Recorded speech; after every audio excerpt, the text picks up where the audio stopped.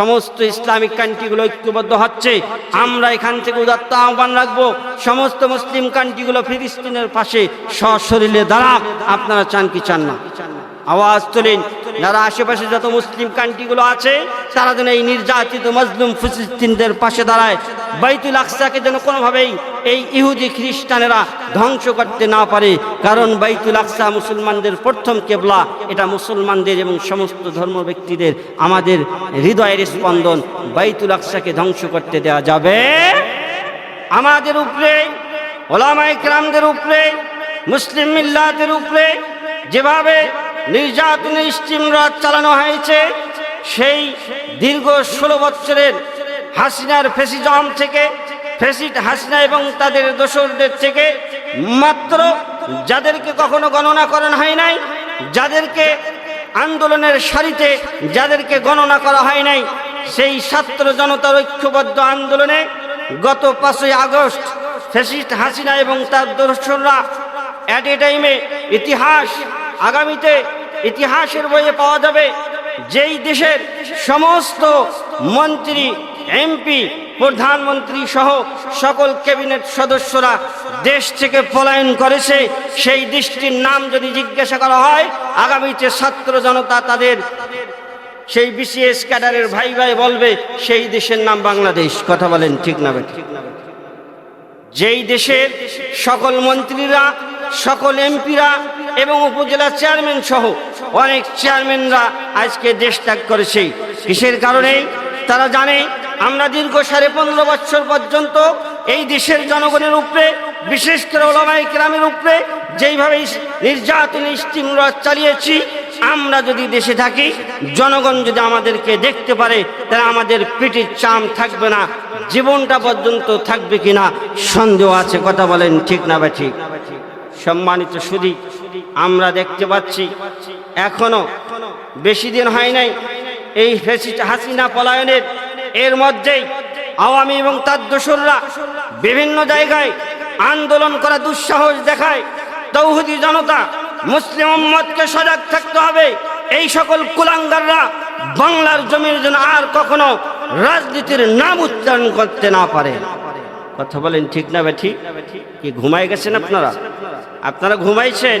এখন ঘুমানোর সময় নয়, এখন জাগ্রত থাকতে হবে, অতন্ত্র প্রহরীর মতো জাগ্রত থাকতে হবে, কারণ ষড়যন্ত্র থেমে নাই।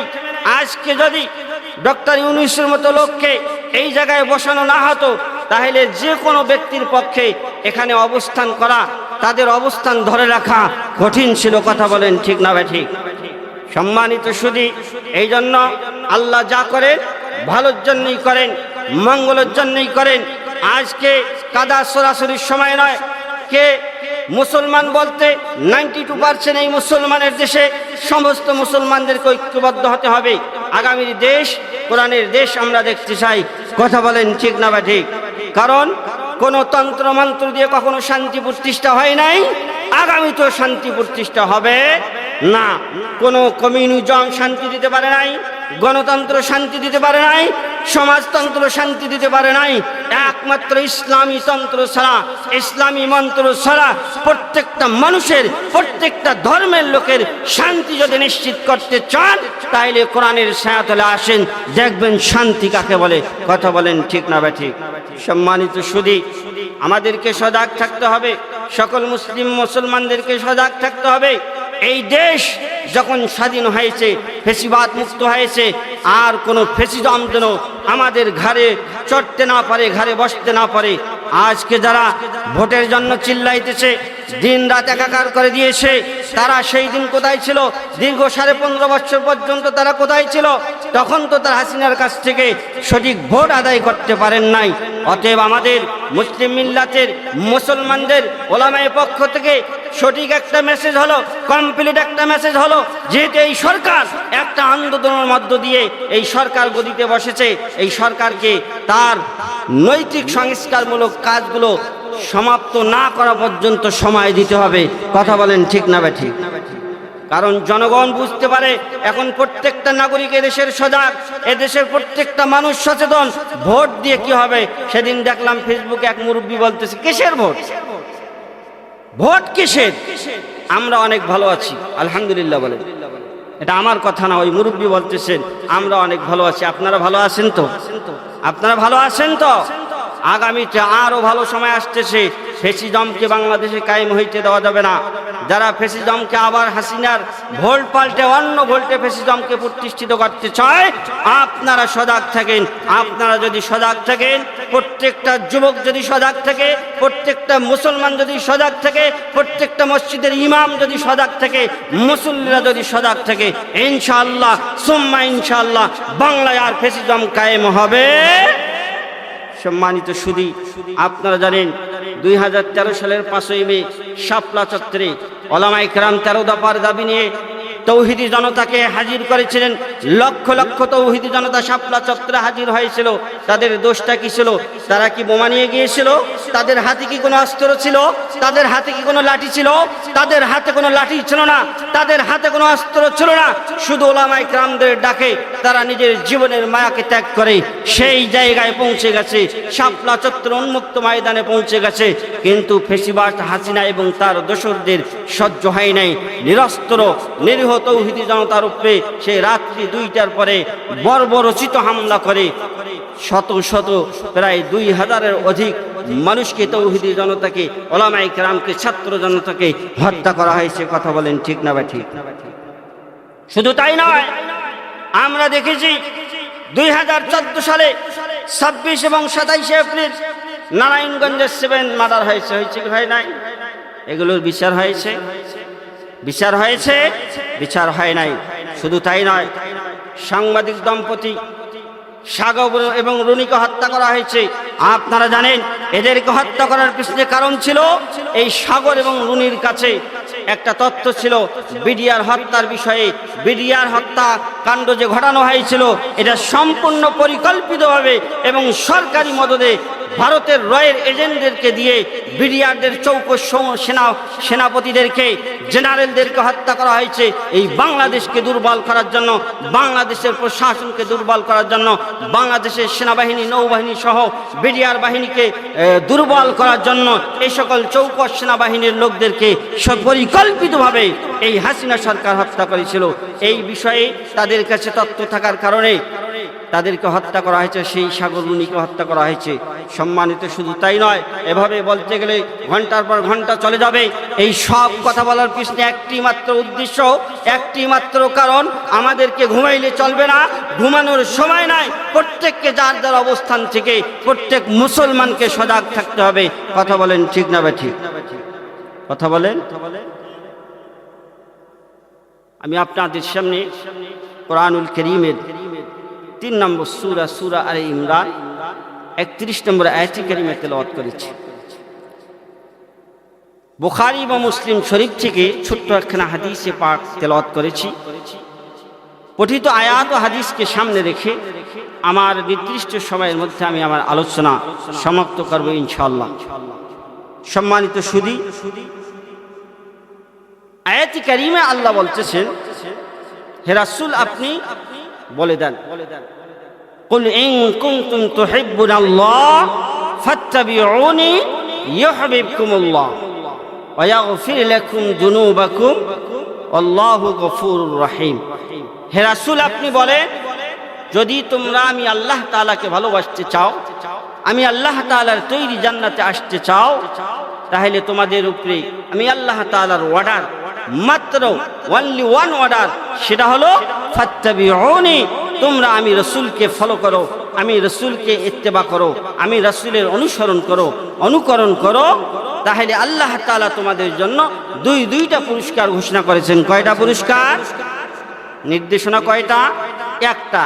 একটা মাত্র হুকুম, একটা মাত্র অর্ডার যদি কেউ পালন করে, আল্লাহ ওই বান্দা বান্দির জন্য 2টা পুরস্কারের কথা ঘোষণা করেছেন। নাম্বার 1, ইয়াগফির লাকুম যুনুবাকুম, জীবনের সমস্ত গুনাহ আল্লাহ মাফ করে দিবেন। দ্বিতীয় নম্বর হলো আল্লাহ তাআলা আপনাদের জন্য যেই জান্নাত তৈরি করে রেখেছেন, এই জান্নাতের মেহমান বানায় দেবেন। কি আমরা সবাই জান্নাতের মেহমান হতে চাই না? তাহলে কি করতে হবে? 1 নম্বর কাজ কি করতে হবে? ফাত্তাবিউনি ইয়াহবিবকুমুল্লাহ।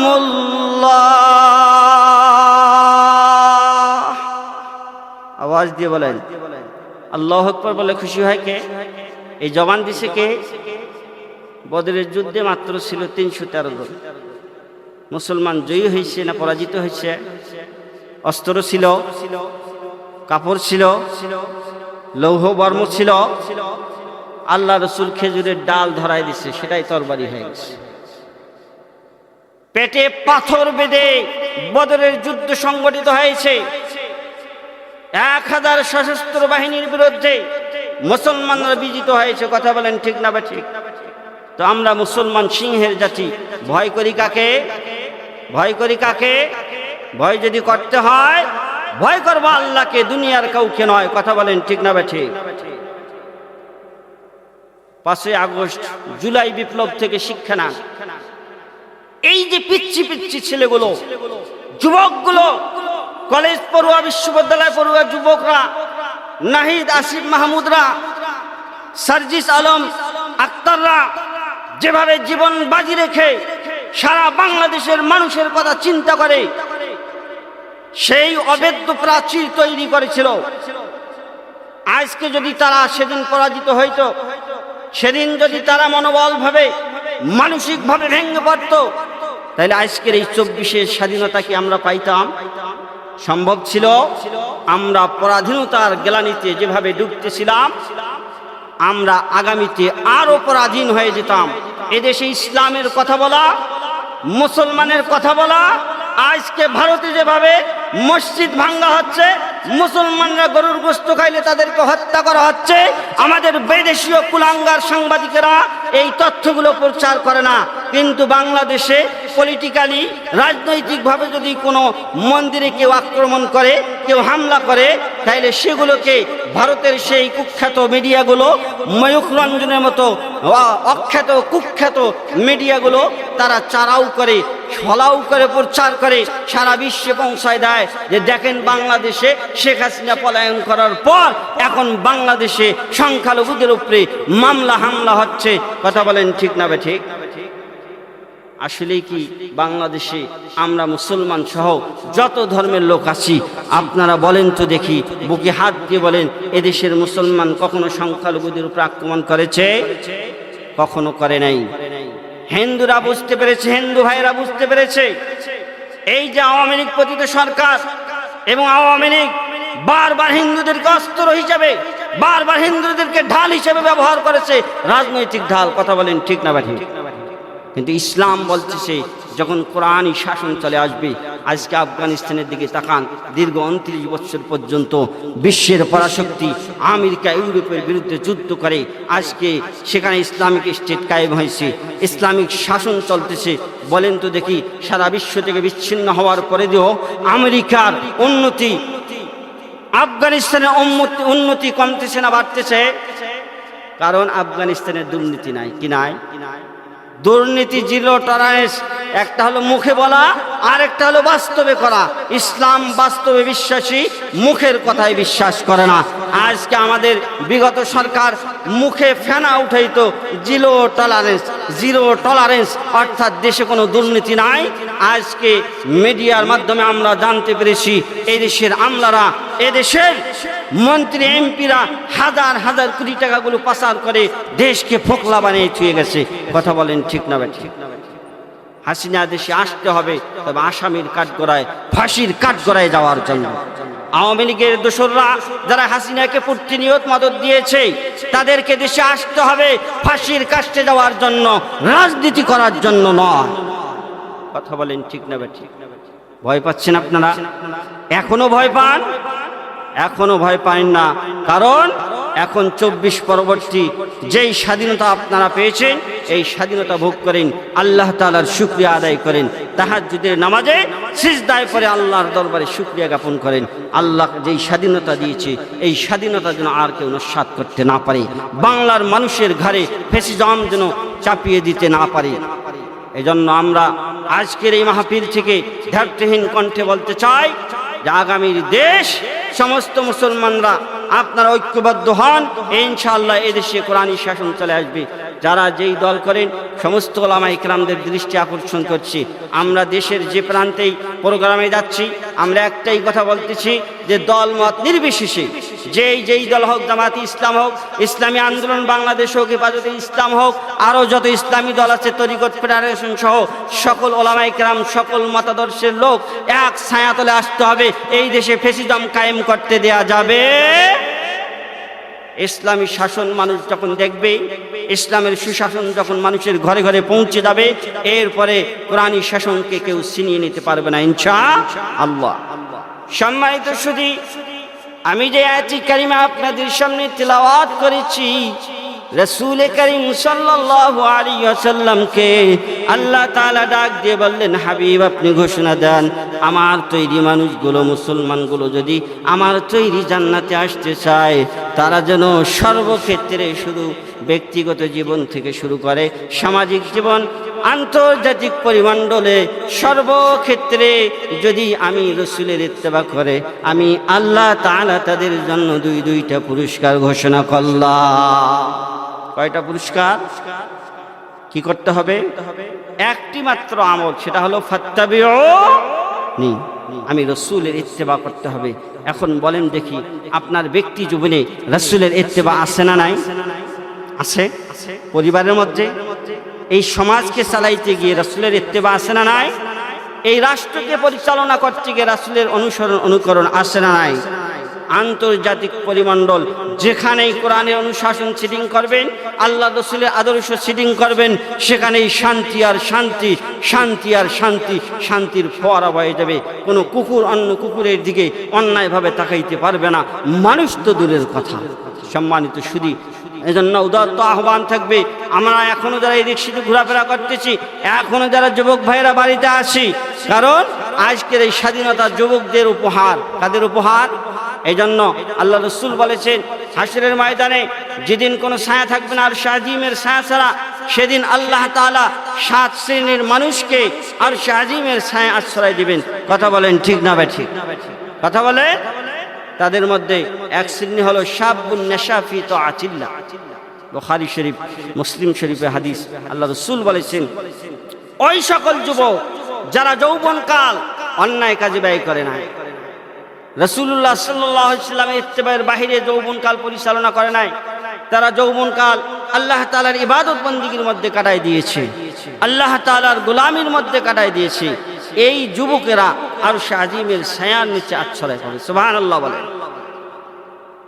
ভাইরা আমার, সাহাবায়ে কেরাম রাসূলকে কত ভালোবাসতেন, আল্লাহর রাসূলের ইত্তেবা কেমনে করতেন, আল্লাহর রাসূলের প্রত্যেকটা কাজ এবং প্রত্যেকটা কথা নিজের জীবনে এমনভাবে সিটিং আর ফিটিং করেছিলেন, যার কারণে সাহাবায়ে কেরাম হযরত ওমর ইবনুল খাত্তাব রাদিয়াল্লাহু তাআলা আনহুর মতো একজন দুর্ধর্ষ ডাকাত ছিলেন, দুর্ধর্ষ রাহাজানকার ছিলেন, একজন দুর্ধর্ষ নেতা ছিলেন কাফিরদের মধ্যে, যিনি আল্লাহর রাসূলকে হত্যা করার মধ্যে যার অন্তর কাঁপে নাই, যেই রাসূলকে হত্যা করার ব্যাপারে কেউ সাহস পায় নাই, হযরত ওমর ইবনুল খাত্তাব রাদিয়াল্লাহু তাআলা আনহু সবার সামনে দাঁড়িয়ে বলেছিলেন, আমি মুহাম্মাদের কল্লা তোমাদের সামনে এনে হাজির করব। সেই ওমর রাদিয়াল্লাহু তাআলা আনহু কোরআনের স্পর্শে এসে, আল্লাহর রাসূলের সংস্পর্শে এসে সোনার মানুষে পরিণত হয়ে গেলেন, এমন একটা আদর্শিক মানুষ হয়ে গেলেন, যেই ওমর রাদিয়াল্লাহু তাআলা আনহুর খেলাফতকালে তার মুসলিম জাহানে বাঘে বকরি একসঙ্গে পানি খেয়েছে, বাঘ কখনো বকরির দিকে তাকাইতে সাহস পায় নাই। এর একমাত্র কারণ হলো আল্লাহ তাআলার কোরআনের সংস্পর্শে এসে সর্বকালের সর্বশ্রেষ্ঠ মানব, মহামানব হযরত মুহাম্মদুর রাসূলুল্লাহ সাল্লাল্লাহু আলাইহি ওয়াসাল্লামের সংস্রবে সেই মানুষগুলো সোনার মানুষে পরিণত হয়েছে।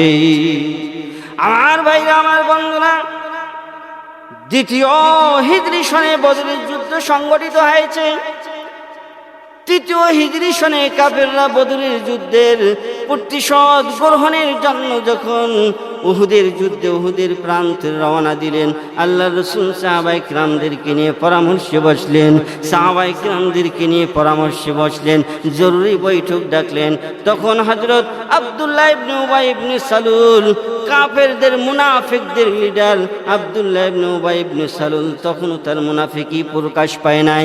ওই মাজমার মধ্যে, বৈঠকের মধ্যে আব্দুল্লাহ ইবনে উবাই ইবনে সালুল পর্যন্ত ছিল। আল্লাহর রাসূল সকল সাহাবায়ে কিরামদেরকে নিয়ে পরামর্শ করলেন কি করা যায়। যেহেতু তারা চলে আসছে, উহুদের প্রান্তরে চলে আসছে, এখন আমাদেরকে যুদ্ধ করতেই হবে। কিন্তু আমি রাসূলের পরামর্শ হলো, তোমরা বলো আমরা কি মদিনার মধ্যে থেকেই যুদ্ধ করব, নাকি মদিনার বাহিরে গিয়ে বদরের প্রান্তরে, উহুদের প্রান্তরে তাদের মুখোমুখি দাঁড়িয়ে যুদ্ধ করব। আল্লাহ রাসূলের ব্যক্তিগত মতামত ছিল, আল্লাহর রাসূলের ব্যক্তিগত মতামত ছিল যে আমরা মদিনায় থাকবো, এখানে থেকেই আমরা তাদের বিরুদ্ধে লড়ব। কিন্তু ওই সকল সাহাবায়ে কেরাম যারা বদরের যুদ্ধে উপস্থিত হইতে পারেন নাই, যুবক সাহাবায়ে কেরামরা তারা আল্লাহর রাসূলকে বলতেছেন, ইয়া রাসূলুল্লাহ, ইয়া হাবিবাল্লাহ, আমরা বদরের যুদ্ধের বরকত থেকে মাহরুম হয়েছি, আমরা বদরের যুদ্ধের বরকত থেকে বঞ্চিত হয়েছি। আপনি যদি এখানে না করে, মদিনায় থেকে যুদ্ধ না করে, বরং মদিনা থেকে বের হয়ে ওই কাফেররা যেখানে অবস্থান নিয়েছে উহুদের পাদদেশে আমরাও পৌঁছে তাদের বিরুদ্ধে যুদ্ধ করি, তাহলে আমাদের অন্তরে প্রশান্তি আসবে। আব্দুল্লাহ ইবনে উবাই ইবনে সালুল, মুনাফিকদের লিডার, তার ব্যক্তিগত মতামত ছিল রাসূলের মতামতের মতো। অর্থাৎ আল্লাহর রাসূল যেমনি ভাবে বলেছেন যে আমরা এখান থেকেই যুদ্ধ করব, আব্দুল্লাহ ইবনে উবাই ইবনে সালুল তার ব্যক্তিগত মতামত ছিল এখান থেকেই আমরা যুদ্ধ পরিচালনা করব। কিন্তু যুবকেরা বারবার যখন পিরাপিরি করলেন, তাফসীরের কিতাবের মধ্যে আসছে রাসূল করিম সাল্লাল্লাহু আলাইহি ওয়াসাল্লাম ঘরে প্রবেশ করলেন, লৌহ বর্ম পরে তরবারি নিয়ে বের হয়ে আসলেন, চলেন আর দেরি নয়, আমরা এখনই উহুদের প্রান্তরে গিয়ে তাদের সঙ্গে যুদ্ধ করব। আমার ভাইরা, আমার বন্ধুরা, এবার যখন আল্লাহর রাসূল লৌহ বর্ম পরে বের হয়ে আসছে, সাহাবায়ে কেরাম চিন্তা করলাম, আমরা কি রাসূলকে উদ্বুদ্ধ করলাম নাকি? আমরা কি রাসূলের মতামতের বাইরে মতামত দেওয়ার কারণে আল্লাহ রাসূল কি আমাদের উপরে ক্ষুব্ধ হয়েছে নাকি, বেজার হয়েছে নাকি? এই জন্য যুবক সাহাবায়ে কেরাম বললেন, ইয়া রাসূলুল্লাহ, ইয়া হাবিবাল্লাহ, আপনি কি আমাদের উপরে রাগান্বিত হয়েছেন, বেজার হয়েছেন? আপনি লৌহ বর্ম পরে বের হয়ে আসছেন, ইয়া রাসূলুল্লাহ, ইয়া হাবিবাল্লাহ, আপনি যেই মতামত দিবেন ওটাই শিরোধার্য, ওটাই আমরা মেনে নেব। অতএব আপনি যা বলেছিলেন ওটাই বাস্তবায়ন করা হোক। আমার ভাইরা, আমার বন্ধুরা, তাফসীরের কিতাবের মধ্যে আসছে আল্লাহ রাসূল বললেন, ও সাহাবায়ে কেরাম, যখন কোন নবী লৌহ বর্ম পরে যায়, শরীরের মধ্যে যুদ্ধের বর্ম পরে ফেলে, তখন রাসূলের জন্য আর কোনো সুযোগ নেই, ঘরে ফেরত যাওয়ার একটাই কাজ হলো যুদ্ধে যাইতে হবে, রণাঙ্গনে যুদ্ধ করে করে তারপরে সমাধা। এর আগে রাসূলের জন্য এই বিধান নাই যে রাসূল লৌহ বর্ম খুলবে, যুদ্ধ বর্ম খুলে ফেলে ঘরে ফেরত যাবে। অতএব তোমরা বের হও, আমরা উহুদের প্রান্তরে তাদের পাশে গিয়ে দাঁড়িয়ে তাদের সঙ্গে যুদ্ধ করব, হয়তো বিজয় নয়তো শাহাদা। ইন্নাল্লাহ হাশতারা বিনাল মুমিনিনা আনফুসাহুম ওয়া আমওয়ালাহুম বিআন্না লাহুমুল জান্নাহ। আল্লাহু আকবার বলেন, আওয়াজ দিয়ে বলেন আল্লাহু আকবার, লিল্লাহি তাকবীর, নারায়ে তাকবীর। কোরআন হাদিস যেখানে, আল কোরআনের আলো। আরে ভাই, ঘরে তো অনেক জ্বালাইছেন, এখন কোথায় জ্বালাইতে হবে? ঘরে জ্বালে কাজ হয়নি, এখন কোথায় জ্বালাইতে হবে? আল কোরআনের আলো, আল হাদিসের আলো। কোরআন হাদিস যেখানে, লিল্লাহি তাকবীর, নারায়ে তাকবীর। আল্লাহ রাব্বুল আলামিন বলেন, ইন্নাল্লাহা আশতারা মিনাল মুমিনিনা আনফুসাহুম ওয়া আমওয়ালাহুম বিআন্না লাহুমুল জান্নাহ। নিশ্চয় আল্লাহ তাআলা মুমিনদের কাছ থেকে ক্রয় করে নিয়েছেন, খরিদ করে নিয়েছেন। নিশ্চয় আল্লাহ তাআলা জান্নাতের বিনিময়ে আপনার জান এবং মাল আল্লাহ তাআলা ক্রয় করে নিয়েছেন। সুবহানাল্লাহ বলেন, আরো জোরে বলেন। খুশি হবেন কে? খুশি হবেন কে? আমার আল্লাহ খুশি হবেন। দিল থেকে সুবহানাল্লাহ বলবেন, আলহামদুলিল্লাহ বলবেন। খুশি হবেন কে? আপনার আসমান জমিনের মাঝখানে ফাঁকা জায়গা নেকি দ্বারা ভরপুর হয়ে যাবে। অন্য হাদিসের মধ্যে আসছে, যতবার সুবহানাল্লাহ বলবেন, আলহামদুলিল্লাহ বলবেন, আপনার নামে জান্নাতে একটা চারা রোপণ হবে, গাছ রোপণ হবে। কথা বলেন ঠিক না বে ঠিক? অতএব বখিলি করবেন না। এটা কামাই করার জায়গা। এটা কিসের জায়গা? এটা কামাই করার জায়গা। এখানে কামাই করার জন্য আসছেন, বখিলি করা যাবে? আমার ভাইরা, আমার বন্ধুরা, আল্লাহ তাআলা আপনার আমার জান এবং মালের বিনিময়ে, জান্নাতের বিনিময়ে আপনার জান এবং মালকে ক্রয় করে নিয়েছেন। আল্লাহ বলে দিয়েছেন, রণাঙ্গনে তোমাদের কাজ হলো ইউকাতিলুনা ফি সাবিলিল্লাহ ফায়ুকতালুন ওয়া ইউকতালুন। আল্লাহু আকবার বলেন। মুসলমানরা, মুমিন ইমানদাররা যুদ্ধ করে আল্লাহর জন্য। কার জন্য? সংগ্রাম করে কার জন্যে?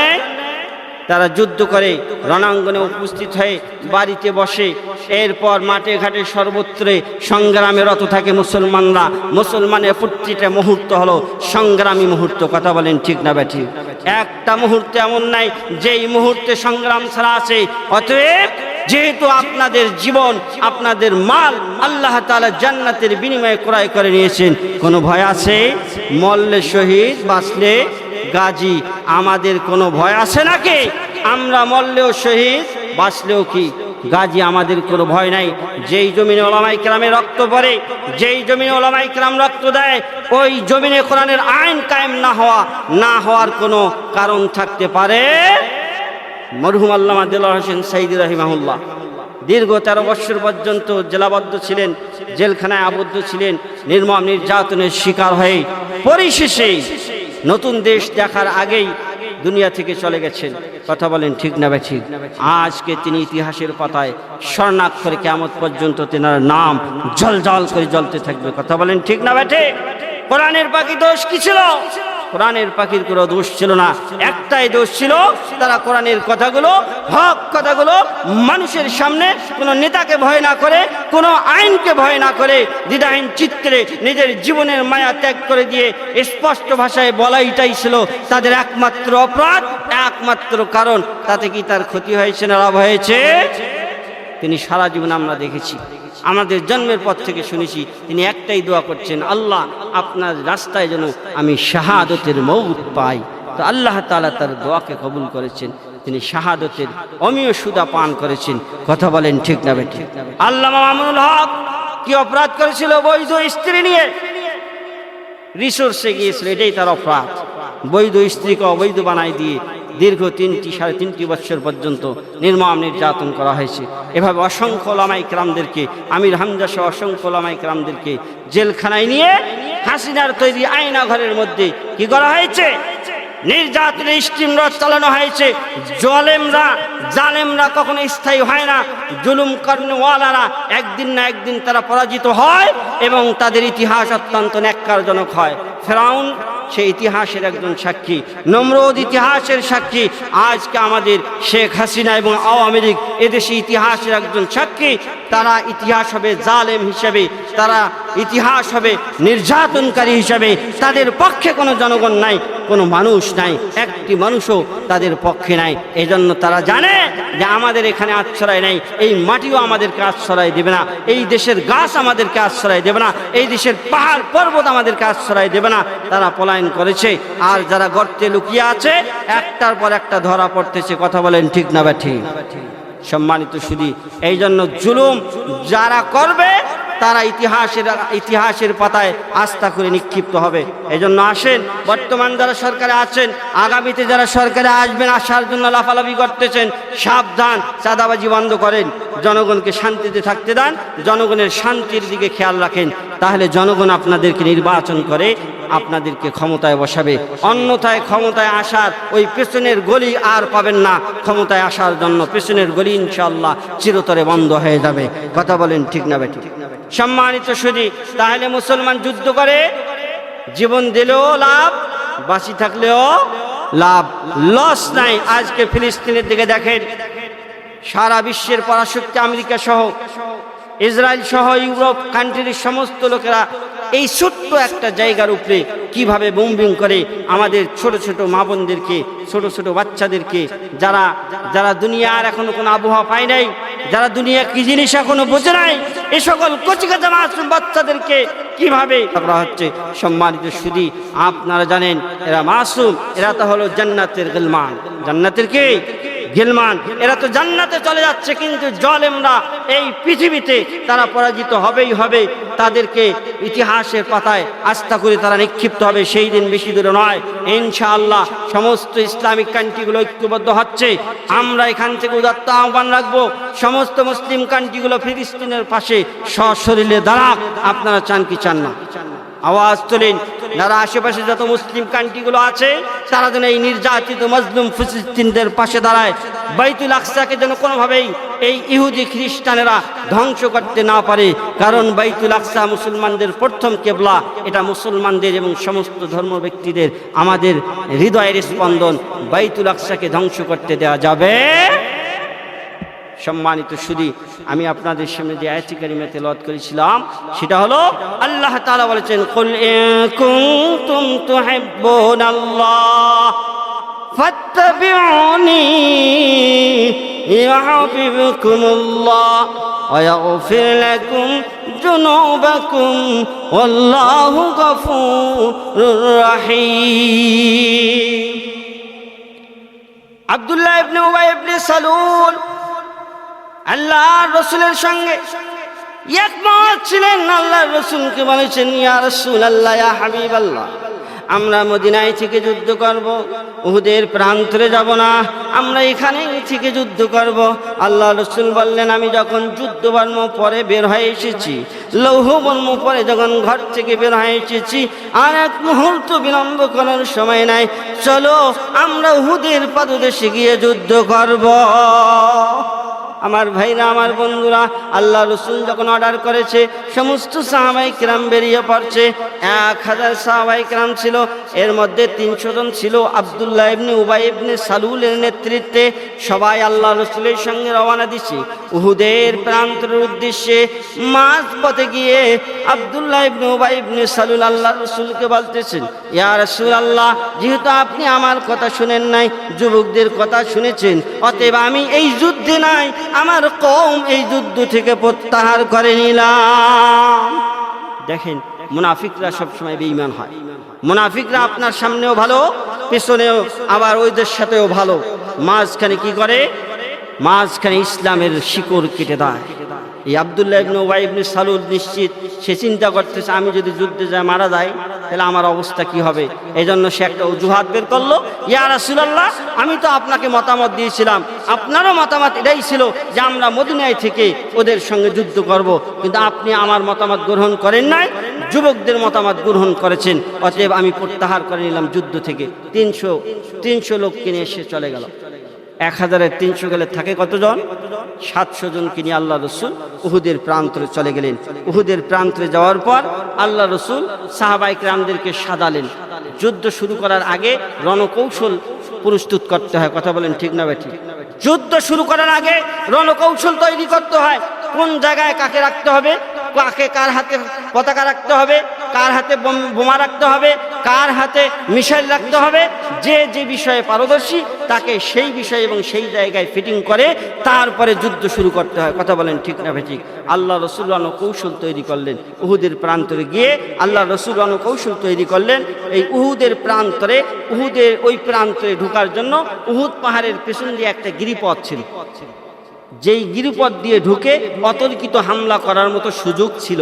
তো আল্লাহ রাসূল সাল্লাল্লাহু আলাইহি ওয়াসাল্লাম এই গিরিপথের দায়িত্ব হযরত আব্দুল্লাহ ইবনে জুবাইর রাদিয়াল্লাহু তাআলা আনহু এবং তার নেতৃত্বে 50 জন তীরন্দাজ বাহিনীকে আব্দুল্লাহ ইবনে জুবাইরের নেতৃত্বে নিযুক্ত করলে তাকে বলে দিলেন, আব্দুল্লাহ ইবনে জুবাইর সাবধান, আমরা জয়ী বা পরাজয় যাই হই না কেন তোমরা কখনো গিরিপথ ছাড়বে না, গিরিপথ ছাড়া যাবে না। হযরত আব্দুল্লাহ ইবনে জুবাইর রাদিয়াল্লাহু তাআলা আনহুর নেতৃত্বে 50 জন সাহাবাকে এই গিরিপথে নিযুক্ত করলেন আল্লাহ রাসূল এবং ফরমান জারি করে দিলেন, কোনোভাবেই তোমরা এই রাস্তা ছাড়বে না আমি রাসূলের পরবর্তী নির্দেশ না আসা পর্যন্ত। সম্মানিত সুধী, যুদ্ধ শুরু হয়ে গেল, রক্তক্ষয়ী যুদ্ধ, মুসলমানরা জয়ী হয়ে গেছে। কাফেররা পলায়ন করেছে, তারা পলায়ন করেছে। এদিকে মুসলমানরা, আপনারা জানেন, যুদ্ধলব্ধ মাল, শত্রু বাহিনী যখন পলায়ন করে তখন তাদের যে রসদপত্র তারা নিয়ে যায় এগুলো ফালায় চলে যায়। জীবন নিয়ে বাঁচার উদ্দেশ্যে সব মালপত্র ফালায়া তারা কোনো মতে জীবন নিয়ে পলায়ন করে। তো যখন যুদ্ধ প্রায় শেষের দিকে, মুসলমানরা জয়ী হয়ে গেছে, এবার সাহাবায়ে কেরাম যুদ্ধলব্ধ মালগুলো সংগ্রহ করা শুরু করছে। এই যে তীরন্দাজ বাহিনী 50 জন এবং তাদের নেতৃত্বে হযরত আব্দুল্লাহ ইবনে জুবাইর রাদিয়াল্লাহু তাআলা আনহু, তারা কিন্তু তখনও যান নাই, তারা ওখানে অবস্থান করতেছেন, যেহেতু আল্লাহ রাসূলের নির্দেশ ছিল কোনো অবস্থাতে এই গিরিপথ ত্যাগ করা যাবে না। এজন্য তারা ওখানে ছিল। কিন্তু কিছু সাহাবায়ে কেরাম তাদের ইজতিহাদি ভুল, কিতাবের মধ্যে আসছে, তাফসীরের কিতাবের মধ্যে আসছে, তারা ইজতিহাদে তাদের গলত ছিল। ইজতিহাদি গলতের কারণে যেই যুদ্ধে মুসলমানরা জয়ী হয়েছিল, পরবর্তীতে এই যুদ্ধে মুসলমানরা একেবারে পরাজয়ের দ্বার প্রান্তে পৌঁছে গেছে। কথা বলেন ঠিক না ঠিক? এই সাহাবায়ে কেরাম গিরিপথ ছেড়ে দিয়ে ওই যুদ্ধলব্ধ মালগুলো সংগ্রহ করার জন্য চলে গেল। খালেদ সাইফুল্লাহ তখন ইসলাম কবুল করেন নাই। ইতিহাস সাক্ষী, খালেদ সাইফুল্লাহ তখন ইসলাম কবুল করেন নাই। তিনি কাফেরদের পক্ষে যুদ্ধ করার জন্য আসছে। তিনি তার বাহিনী নিয়ে তিনিও পলায়ন করতেছিলেন। উহুদের পেছন দিয়ে পলায়ন করতে গিয়ে দেখে গিরিপথে কেউ নাই। গিরিপথ পর্যন্ত যাওয়ার পর দেখে গিরিপথে কোনো মুসলমান নাই। খালেদ সাইফুল্লাহ বলল, চিন্তা করলো, তিনি তো যুদ্ধে পারদর্শী একজন পার্সন, তিনি একজন সেনানায়ক ছিল কাফেরদের, এবং মুসলমান হওয়ার পর মুসলমানদের সেনানায়ক ছিল। তার নেতৃত্বে বহু যুদ্ধে মুসলমানরা বিজয় লাভ করেছে। কথা বলেন ঠিক না বেটি? খালেদ সাইফুল্লাহ রাদিয়াল্লাহু তাআলা আনহু তখন ইসলাম কবুল করেন নাই। খালেদ সাইফুল্লাহ বললেন, এই গিরিপথ যেহেতু উন্মুক্ত হয়ে গেছে, তোমরা আমার সাথে এসো, আমরা মুসলমানদেরকে পরাজিত করেই ছাড়ব। খালেদ সাইফুল্লাহ নেতৃত্বে গিরিপথ দিয়ে প্রবেশ করে।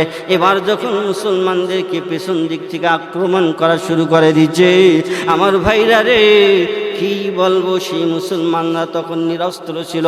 যুদ্ধলব্ধ মালগুলো তারা তলব করার জন্য ব্যস্ত ছিল। ঠিক সেই মুহূর্তে হযরতে খালেদ সাইফুল্লাহ নেতৃত্বে যখন মুসলমানদের উপর আক্রমণ হয়েছে, মুসলমানরা দিশেহারা হয়ে গেছে। শুধু তাই নয়, যারা পলায়ন করতেছিল, যখন দেখলো যে মুসলমানদের উপরে খালেদ সাইফুল্লাহ নেতৃত্বে আক্রমণ হয়েছে, ওই পলায়নকারী কাফেররা আবার ফেরত আসছে, এসে চতুর্দিক থেকে মুসলমানদেরকে ঘেরাও করে অতর্কিত এমনভাবে হামলা শুরু করে দিয়েছে। শুধু সাহাবায়ে কেরাম নয়, আল্লাহর রাসূল পর্যন্ত এই যুদ্ধে আহত হয়ে গেছে। আমার ভাইরা রে, হযরতে হানজালা রাদিয়াল্লাহু তাআলা আনহু তখন বাসর রাত্র কমপ্লিট করেছেন। হযরতে হানজালা রাদিয়াল্লাহু তাআলা আনহু আল্লাহর রাসূলের কাছে রুখসত নিয়েছেন। আল্লাহর রাসূলের কাছ থেকে ছুটি নিয়ে শ্বশুর বাড়িতে গেছেন, নববধূকে দিয়ে বাসর রাতে আছেন। এমন সময় কে যেন আওয়াজ করতেছে, মদিনার গলিতে গলিতে আওয়াজ চাউর হয়ে গেছে, কুতিলা মুহাম্মদ, কুতিলা মুহাম্মদ। উহুদের প্রান্তরে মুহাম্মদ নাই, মুহাম্মদ নাই, মুহাম্মদ সাল্লাল্লাহু আলাইহি ওয়াসাল্লাম শহীদ হয়ে গেছে। আমার ভাইরা রে, এই আওয়াজ যখন হানজালার কানে পৌঁছে গেছে, হানজালা চিৎকার দিয়ে, ঘরের মধ্যে ছিল, ঘরের মধ্যে গামছা ছিল, গোসলখানায় যাচ্ছিল গোসল করার জন্য, ফরজ গোসল করার জন্য গামছা ফালাই দিয়ে চিৎকার দিয়ে ঘরের মধ্যে প্রবেশ করেছে, বর্ম পড়েছে। তরবারি হাতে নিয়ে দৌড় দিচ্ছে উহুদের প্রান্তরের দিকে। স্ত্রী সে হানজালাকে জড়ায় ধরে বলতেছে, স্বামী গো, আপনি কোথায় যান, কোথায় যান? আপনার শরীর না নাপাক, আপনি গোসলটা কমপ্লিট করে নেন। হানজালা ডাক দিয়ে বলো, আমার প্রাণের প্রিয়তম স্ত্রী রে, তুমি কি শোনো নাই? কে যেন মদিনার অলিতে গলিতে আওয়াজ দিয়ে গেছে, আমার নবী নাই, রাসূল নাই, উহুদের প্রান্তরে আমার নবী শহীদ হয়ে গেছে। ও আমার স্ত্রী, তুমি কি কথা শোনো নাই? তোমার কানে কি আওয়াজ যায় নাই? আল্লাহ রাসূল নাই নাই নাই, উহুদের ময়দানে শহীদ হয়ে গেছে। স্ত্রী ডাক দিয়ে বলে, আমি কি আপনার চেয়ে রাসূলকে কম ভালোবাসি নাকি? আমিও আমার রসুলকে আমার জীবনের চেয়ে ভালোবাসি, কিন্তু আমার কথা ওইটা না। যেহেতু আপনি ফরজ গোসল আপনার জিম্মায় আছে, আপনি ফরজ গোসল কমপ্লিট করে তারপরে যান। হানজালা বলে, আমার স্ত্রী রে, কিসের ফরজ গোসল? কার জন্য ফরজ গোসল রে? আমি যেই রসুলের রসুলের দিন পেয়েছি, আল্লাহকে চিনতে পেরেছি, সেই রসুল যদি দুনিয়ায় বেঁচে না থেকে আমি গোসল করে কি করব? ওই যে উহুদের পাদদেশ থেকে জান্নাতের ঘেরান আসতেছে। আমার ভাইরা, আমার বন্ধুরা, হযরতে হানজালা উহুদের মধ্যে চলে গেছে। রক্তক্ষয়ী যুদ্ধ করতে করতে হানজালা শহীদ হয়ে গেছে। লম্বা কথা বলার সুযোগ নাই, হুজুর চলে আসছেন। আমি শর্ট করে বলতেছি ভাইরা আমার, হানজালা যুদ্ধ করতে করতে শহীদ হয়ে গেছে। যুদ্ধ স্বাভাবিক হয়ে গেছে। এই যুদ্ধে কেউ পরাজয় বরণ করেন নাই, কেউ জয়ী হয় নাই। যুদ্ধ যখন স্বাভাবিক হয়ে গেছে, আল্লাহ রাসূল সাহাবায়ে কেরামদেরকে ডাক দিয়ে বলেছেন, সাহাবারা দেখো আমার সাহাবীরা কে কোথায় তার লাশ পড়ে আছে। ওই সাহাবাদের লাশগুলো আমার সামনে এনে ওই সাহাবাদেরকে তোমরা বিনা গোসলেই তাদের দাফন কাফনের ব্যবস্থা করো। সাহাবায়ে কেরামরা সাহাবাদের লাশগুলো আনতেছে। ঠিক সেই মুহূর্তে একজন মহিলা পাগলনির বেশে উহুদের ময়দানে হাজির হয়ে গেছে। আল্লাহর রাসূলের সামনে হাজির হয়ে বলতেছে, ইয়া রাসূলুল্লাহ, ইয়া হাবিবাল্লাহ, আমি হানজালার স্ত্রী। হানজালা আপনার কাছে রুখসত নিয়েছিলেন। হানজালা আপনার কাছে রুখসত নিয়ে বিবাহ শাদী কমপ্লিট করে বাসর কমপ্লিট করেছেন, কিন্তু যখন আওয়াজ চলে গেল কুতিলা মুহাম্মদ, কুতিলা মুহাম্মদ, নাই নাই, উহুদের ময়দানে রাসূল নাই, রাসূল শহীদ হয়ে গেছে, এই কথা শোনার সঙ্গে সঙ্গে ফরজ গোসল বাদ দিয়ে উহুদের ময়দানে চলে আসছি। ইয়া রাসূলুল্লাহ, ইয়া হাবিবাল্লাহ, আসার সময় বারবার বলেছ, আমার স্ত্রী রে, উহুদের পাদদেশ থেকে জান্নাতের ঘ্রাণ আমার নাকের মধ্যে আসতেছে, বাধা দিও না। বেঁচে থাকলে দেখা হবে, মরে গেলে দেখা হবে জান্নাতে। আমার ভাইরা, আমার বন্ধুরা, আল্লাহ রাসূলের স্ত্রী বললেন, ইয়া রাসূলুল্লাহ, ইয়া হাবিবাল্লাহ, হানজালা গোসল ছাড়াই আসছে।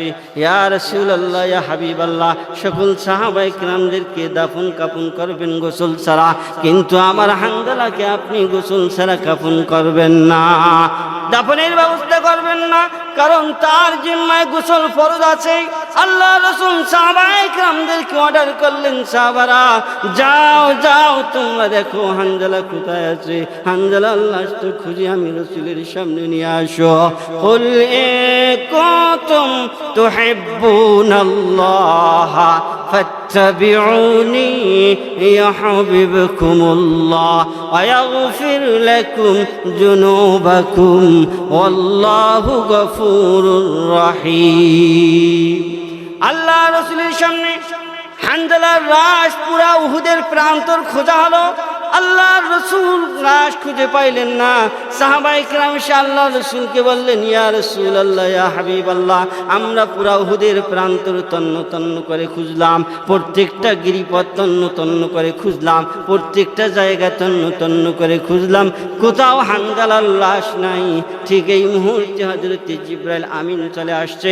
আল্লাহর রাসূলকে সালাম জানিয়ে বলতেছেন, ইয়া রাসূলুল্লাহ, ইয়া হাবিবাল্লাহ, যে হানজালা নিজের ফরজ গোসলের কথা ভুলে গেছে, যে হানজালা আপনার প্রেমে পড়ে, আপনার ভালোবাসায় নিজের ফরজ গোসলের কথা বলে গেছে, ওই হানজালাকে আমার আল্লাহ বলে নাই, ওই হানজালার লাশ জান্নাতে নিয়ে জান্নাতি পানি দ্বারা গোসল দিয়েছেন আমার আল্লাহ।